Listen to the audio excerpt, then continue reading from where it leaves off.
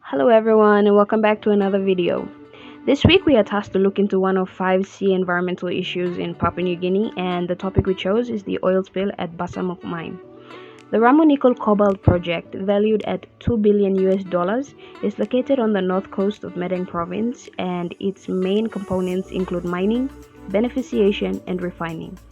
A series of shallow open-cut pits are found in the Kurumbukari area, as well as a beneficiation plant that filters the ore from other mineral impurities, improving its economic value before becoming an ore slurry.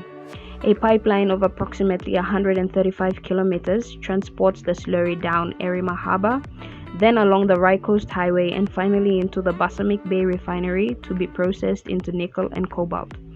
31,000 tons of nickel is produced every year, while cobalt accounts for 3,000 tons every year.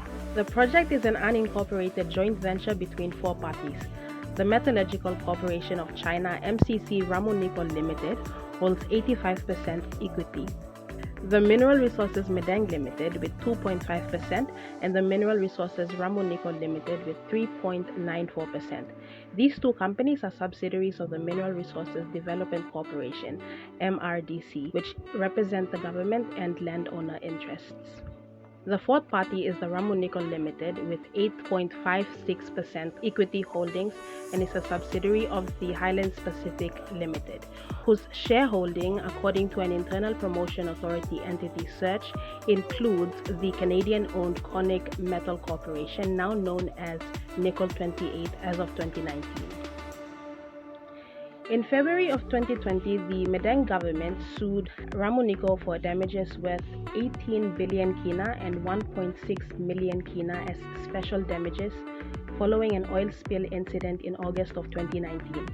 Since then, a Chinese mine operator has apologized for accidentally spilling an estimated 200,000 liters of toxic slurry into the Basamuk Bay, turning the water bright red and staining the shore. The alleged incident, however, is the latest of a series of incidents over Ramu Nickel's short history. In 2011, close to 1,000 landowners and impacted communities of the Right Coast district had taken the company to court in fear of pollution from deep-sea tailing placement method. At the time, the court ruled in favor of Ramu Nickel, claiming there was no evidence. In 2020, more than 5,000 villages and the Madang provincial government built a legal challenge against MCC and the Ramu Nickel project.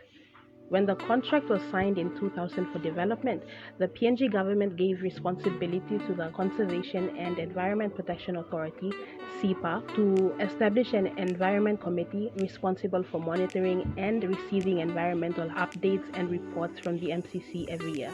That has not been done.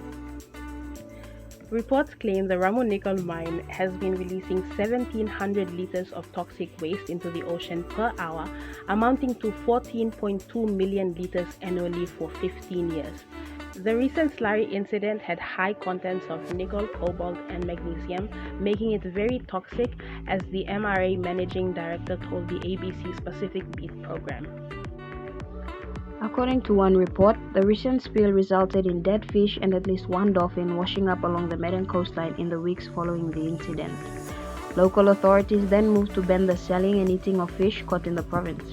People living by the sea and on the islands such as Karkar, Kranket, Manam, Bagbag, Long Island, and other small islands are affected the most by the incident and the ban. The deep sea tailing project is now challenged in court by landowners of Basamuk. In response to the oil spill at Basamuk Bay, Storebrand, a Norwegian financial company, dropped the MCC and Ramu Nickel to show their firm stance against practices that are harmful to the environment.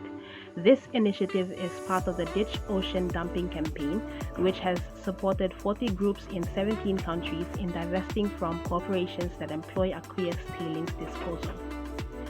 MTV in October 2019 cited environment remediation expert Alex Mojon, claiming that all of the 28 samples his team tested from the slurry were alarming as they were contaminated with toxic levels of heavy metals.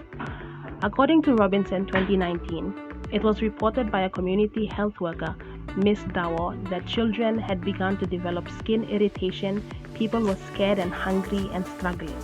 Another article from the Business and Human Rights Center reported the death of a man who ate a fish caught near the refinery spill site. The fish ban in Madang became effective immediately after the man's death. However, the medical officer quoted in the Post-Korea newspaper, who claimed to have treated the man, said he had eaten a poisonous puffer fish.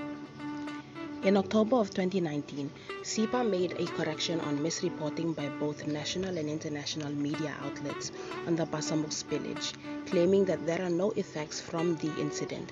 They also acknowledged an independent investigation by the Madang provincial government, but said until it provides sufficient evidence, SIPA will stand by its own investigation results. This begs the question, who is telling the truth? Who should we believe? The recent slurry spill at the Basamuk Bay was an unfortunate incident, whether or not it was an accident. There seems to be two main issues at play here. First is the impact of deep-sea tailing placement method and the recent slurring spill on the people and the environment at the Basamuk Bay. Second is the media's part in the environmental issue.